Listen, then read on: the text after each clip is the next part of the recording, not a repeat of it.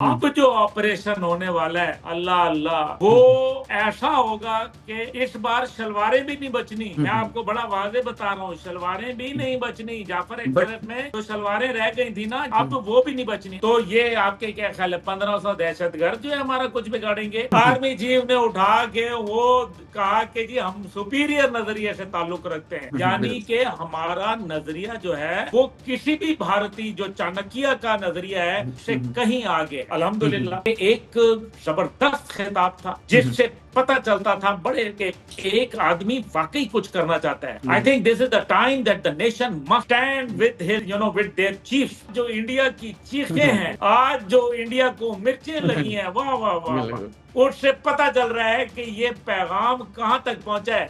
अभी मसला ये है, इसको कहते हैं मारते जमान खान।